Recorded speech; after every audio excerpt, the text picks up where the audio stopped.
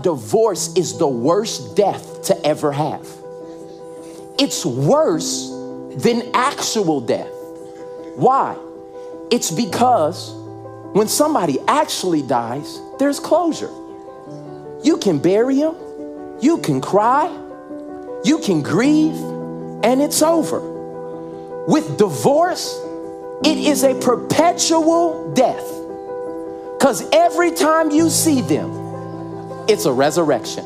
See, some of you are so ready to get married. Before you do, you need to talk to somebody who's been divorced. Because they will tell you, don't do this if you don't know that this is what you're supposed to do. If we look at this building, what's the first thing they did to create this building? They laid a foundation. You don't see the foundation. You don't even hear the foundation. Nope, nothing. But if the foundation was not there, this entire building would collapse.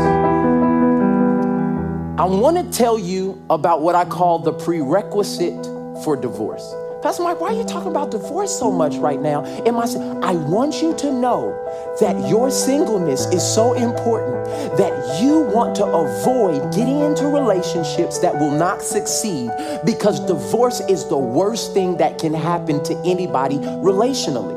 Well, Pastor Michael, in their life after divorce? Yes, there is. And we're going to talk about that, and we're going to help you walk through that. But I promise you, if you can avoid this pitfall, you want to. Do you know how many people we counsel who are broken children of people who got divorced? Because people go into marriage so haphazardly, they think they can get out of it so haphazardly. But when you get into marriage, that's why divorce is so detrimental, because it's the ripping away of souls. It's not just we're not connected body. It literally, my mind, will, and emotion was connected with that person. Now to get a divorce, we are ripping that apart. That's why divorce is the worst death to ever have. It's worse than actual death. God doesn't choose your wife for you. And God doesn't choose your husband for you. This is the thing that you have to understand. The greatest thing that's more important than marriage, that's more important than that, is your salvation. And if God would not make you be saved, He set it all up and He said, whosoever will. You still have choice. Even when He made Adam, He said that He presented Eve. The Greek word there means He paraded her by, like, you like this, you like this, you like this. That's what it actually means, because He still had choice.